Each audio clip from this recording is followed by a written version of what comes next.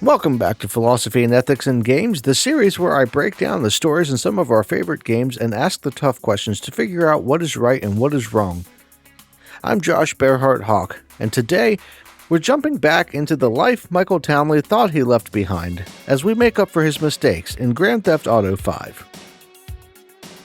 In case you missed any of the previous episodes in the Philosophy and Ethics series, I've linked a playlist in the description below.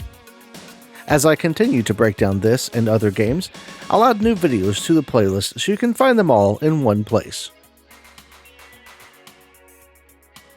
After mistakenly tearing down the Vinewood Hills mansion of the totally legitimate businessman, Martin Madrazo, at the end of the last episode, Michael and Franklin find themselves in need of a way to earn $2.5 million, and fast. That's more money than Franklin can even imagine making in his entire life. But Michael still has some connections to his old life and sees a possible solution in the shape of a man named Lester Crest. Lester was the guy responsible for finding and helping to plan jobs for Michael and his crew back in the day, and he's going to be pivotal over the course of the game. Lucky for Michael, he relocated to Los Santos after the gang collapsed, and he's not too hard to find as he's using an old number that Michael likely had saved in his 80s-style address book. After a quick call, the pair of old friends reunite at Lester's home on the east side of the city. But it isn't all sunshine and rainbows. Lester is glad Michael is getting back in the game. But before the pair can exchange too many details, Lester gets an alert on his computer pertaining to a man named Jay Norris, who just so happens to be the CEO of a company called Life Invader. Life Invader is more or less the GTA equivalent of Facebook, or for my older audience members, MySpace. They've crept their way into the lives of basically everyone in Los Santos and probably the world, but we'll focus on confining ourselves to the city that we have to explore for now. It's not really clear what Jay Norris said or did that ticked Lester off, but Michael is handed a bag and told to buy some new clothes and head to the Life Invader offices as Lester has some kind of plan to carry out. And this is where we'll start to dig into the ethics of Lester Crest. Though it isn't where we'll get the whole picture. Lester would be what we might normally think of as a conspiracy theorist, and he's dug pretty deep in a lot of wells. Aside from the issues that he has with Life Invader, he was already aware of Michael being alive, even referencing the therapist Michael has been seeing and the problems with the man's marriage. Now, some of the information Lester has could probably be guessed, based on how well he knew Michael, but he would have likely needed some access to databases he wasn't supposed to be in to get the full picture. Focusing on the issue with Life Invader, though, he seems pretty angry with Jay Norris. Cheat. I heard him say that he saved America. What, by outsourcing all the jobs? By selling us little bits of plastic restricted access shit? For the most part, the accusations and focus aren't a whole lot different than something we might see people in our own world getting angry about. Social media, and technology for that matter, has taken over our world in a big way in the past few decades. And a lot of that growth has been brought via manipulation and constantly finding new ways to innovate and take advantage of workers who are just looking for the best way to make a living. The technology sector of the economy grew by leaps and bounds in the first couple of decades of the new millennium, and everyone was racing to be the next winner in tech.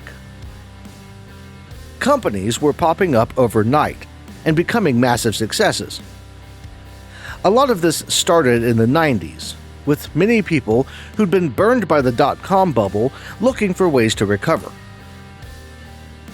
Companies like PayPal, Google, MySpace, Facebook, YouTube, and others all sprang up around the same time, with many of these growing into the massive conglomerates that we know and love today. But that growth wasn't built through the care and dedication of happy programmers. It was a cutthroat game and a race to the top. Apps would spring up, become massive hits, and then wind up being sold to the highest bidder. For instance, YouTube sold to Google in 2006 for $1.65 billion. Facebook bought Instagram in 2012 for about $700 million. Twitter bought Vine for $30 million. And the list goes on. Companies were being bought and sold like hotcakes, and the small developers of apps were being left in the dust. The names behind these now giant corporations are infamous today. Zuckerberg, Page, Brin, even the founder of the now defunct MySpace, Tom Anderson, is well known in many circles. And they weren't known and loved by their employees, or even the public at large either. They were seen as cunning and determined at best, and hostile at worst. Mark Zuckerberg, for instance, had an entire movie made about him that focused on his time in college and his alleged idea theft from other students when he was building Facebook. The theft accusation led to a lawsuit that was ultimately settled, but that was just one of many stories surrounding people who would wind up leading some of the biggest tech companies in the world. Many of us likely know someone who shares Lester's feelings about one or more of these tech moguls, or have even felt the same way ourselves at one point or another. We see these people who've built fortunes on the backs of hardworking individuals, and we see the impact these apps have had on the world that we know. People have become addicted to their phones, scrolling constantly, refusing to put them down to have face-to-face conversations, and posting every aspect of their personal lives online for the world to see.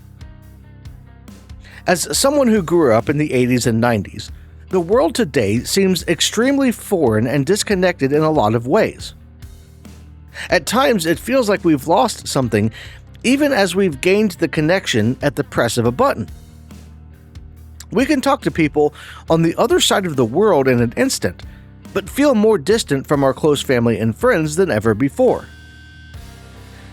And that can make the anger Lester feels seem justified. He's looking at the world and seeing how the technology has shaped and changed things to the point where people are miserable because they're spending all of their time comparing their lives to the lives of those that they see on sites like Life Invader. It might be enough to make him want to do something to fix the problem. For most people, that might mean taking a break from social media, or maybe even posting an angry rant about their frustrations. For Lester, it means sending Michael to plant a device on the prototype phone that Jay Norris will be revealing in a press conference on live television. On the one hand, it's easy to understand the desire Lester has to see Jay suffer. We've talked about Schadenfreude before on the channel, but just briefly, it's the natural desire that most people have to delight in the suffering of others who seem to deserve what they're getting. The feeling of elation that goes along with seeing someone get their just desserts. This is the feeling that Lester is chasing, and it reveals what may be a hint of psychopathic tendencies in him. See, while most people would take some guilty pleasure in the feeling of Schadenfreude when they witness something happening to someone, Lester takes it a step further and actively plans and executes the action that will make Jay Norris suffer. Most of us might dream of making things right, or what we see is right, but Lester actually goes through with it. According to the National Institute of Health, psychopathy is a neuropsychiatric disorder marked by deficient emotional responses, lack of empathy, and poor behavioral controls, commonly resulting in persistent antisocial deviance and criminal behavior. From what we have seen from Lester to this point, that definition seems pretty apt.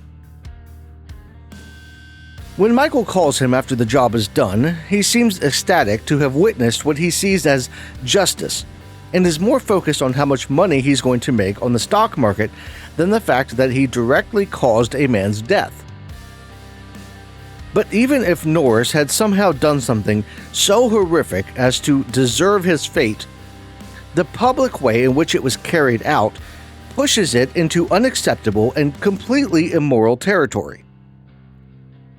The trauma seeing that kind of thing on TV is going to elicit can't really be measured, but it's the kind of thing that no one who saw it will be able to erase from their conscious mind. To Lester, this would be collateral damage and nothing to worry about. But in the bigger picture, it's just one more thing that adds to the collective deterioration of society as a whole. Desensitization to violence in society has been a hot topic for a long time, with many different studies going back as far as the 1970s, pointing to everything from violence in movies and video games to violence witnessed in the home and other locations by children, potentially leading to more violent behavior or tendencies later in life. The basic idea is that becoming desensitized to seeing violent behavior means that one would be less likely to think that there was something wrong with it when they experience it in other places or are inclined to participate in the behavior themselves. This doesn't mean that violence in video games or movies is a bad thing, rather that it needs to be presented in context and that we should be striving to limit it to fictional worlds. Lester's little attack on Jay Norris being so public and in the real world of Los Santos does nothing positive and could even promote more acts of violence or further desensitize kids who already think that violence is just a way of life, leading to problems for them down the road. Moving on from corporate sabotage and murder, Lester is more than happy to assist Michael in setting up a score that will help him pay off Madrazo and even bank a little for himself and his accomplices.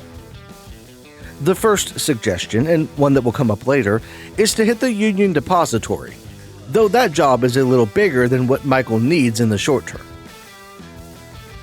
Settling on hitting a jewelry store, Michael and Lester head out to case the place, talking along the way about Michael's unique set of circumstances. See, Michael insists he's in witness protection, something he says he's been a part of ever since their last job. But Lester's been doing some digging, and he noticed some oddities about the whole thing. There's been large sums of money moving around, flowing through Michael's accounts and into an FIB agent's account on a monthly basis. That's definitely abnormal, but not something that Michael is willing to really open up about at the moment. That little sidetrack aside, this whole mission where we get to visit and plan for the first heist is probably one of my favorite missions in the game. I can't quite place the reason, but walking into the jewelry store to get the photos of the security system and checking the place out both inside and out was just really exciting.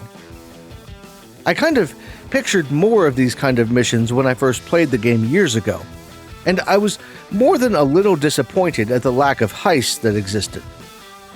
I mean, there's a few of them overall, but the only two that really stuck with me were this one and the final break-in of the Union Depository. That was probably by design, but we'll save a critique of the game in general for another video. Something I do want to focus on here, though, is the actual ethicality of this heist, as it isn't as cut and dry as it might appear on the surface.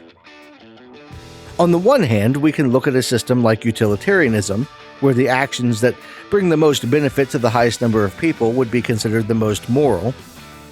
We could even use the concept to justify the heist. After casing the store, we have to decide on either going in with the traditional guns blazing approach, or using some gas to knock out the employees and patrons before going in and taking what we want with minimal casualties. Should we choose the latter approach, it could be argued that the benefits outweigh the harm that we're causing because Michael, Franklin, Lester, and the rest of the crew are all benefiting greatly, while the people in the store aren't really harmed. Some of them may need some basic medical attention, and they may need some therapy to move past being knocked out by gas like that, but at the end of the day, their injuries wouldn't likely be that bad. It's even possible that the owners of the store have some good insurance on the place, meaning that they would be paid back for the loss. This could even be seen as an even greater good because the insurance itself might actually be harmful if it's never used, as the owners would be sinking hundreds or thousands of dollars into the policy, with that money basically disappearing into a void pending any actual losses to be claimed. Perhaps instead of relying on utilitarianism, we could look at a form of deontology to talk about whether robbing Vangelico is right or wrong. If Michael and the crew have some duty or obligation that they see as more important than the laws the rest of society has in place, they could justify their actions internally, making stealing the jewelry ethical in their eyes. People use deontology all the time to get religious exemptions to laws that would otherwise impede them, so it could be used here, in theory, to justify robbing the store. That wouldn't preclude them from legal consequences, of course, but we're focused on the ethicality over legality at the moment. Take these examples with a grain of salt and try to come up with your own in the comments below. It's good to take a step back sometimes and play devil's advocate in these kind of situations because they can help us grow and refine our own views and ideals while also giving us the chance to realize when those ideals aren't correct. It's easy to say that Michael and the rest are wrong to rob Vangelico, and while it even might be correct, understanding why they are wrong is more important than the conclusion. Of course, if they can't justify it morally and ethically, the other solution here would be to find a legal route to steal millions of dollars, like so many powerful individuals in both the game world and our own real world have done. The rich and powerful are constantly bending the law and changing it to fit their will, regardless of the ethical imperative. Michael obviously isn't in the position to do this, but if he really wanted to legally rob the store, he could take advantage of local laws and maybe influence some politicians to change any that needed changing to bring the value of the store down low enough to make it an easy purchase for himself and his crew.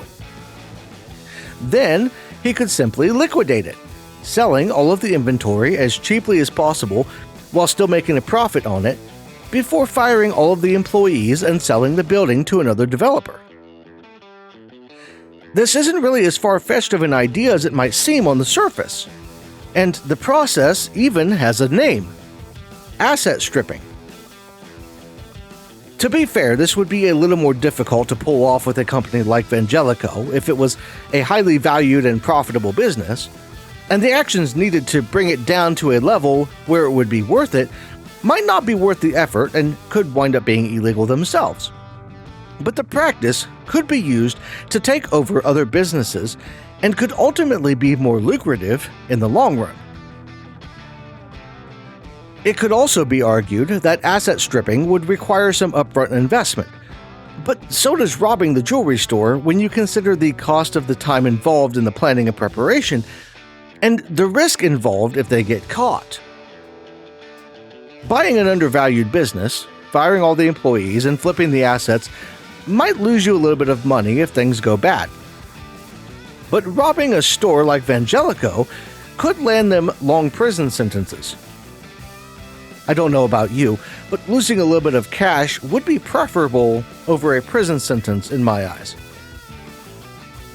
Speaking of prison, there's one big caveat to this whole thing that we haven't really discussed yet: the getaway.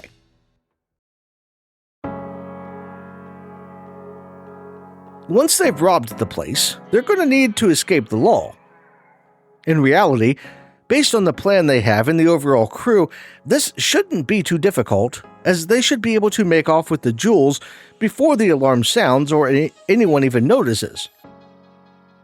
This wouldn't even be unprecedented, as proper planning and careful execution have led to some pretty interesting thefts even in the 21st century. One of note involved the theft of a giant gold coin in 2017.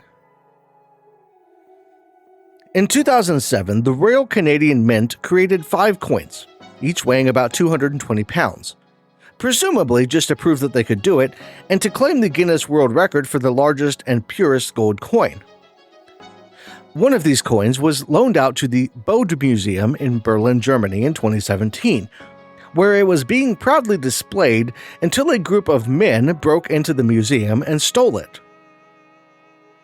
There wasn't much to go on for the police, at least not at first, and while several members of the group involved were eventually caught and tried for the crime, this whole thing was pulled off without any high-speed chases or shootouts. So if they could walk out with a coin weighing a couple hundred pounds, we should be able to escape with a few jewels on motorcycles, right? As it turns out, Rockstar couldn't make things that easy.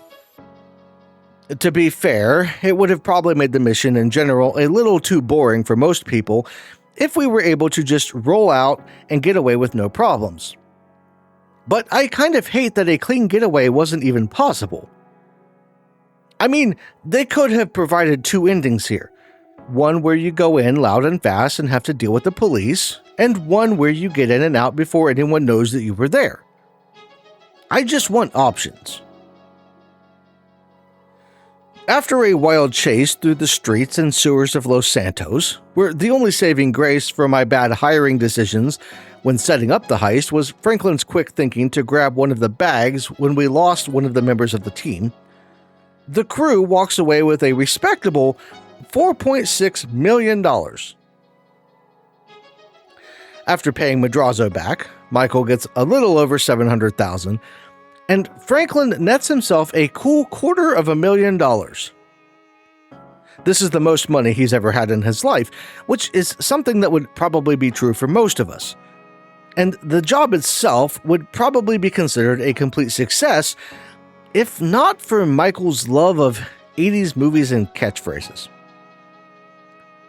But that's something that we'll be diving more into next week as we roll on through Grand Theft Auto V's story and meet the final member of the trio of playable protagonists, Trevor. To make sure you don't miss out on that and other videos in the Philosophy and Ethics in Games series, like this video and subscribe to Lost in Games on YouTube.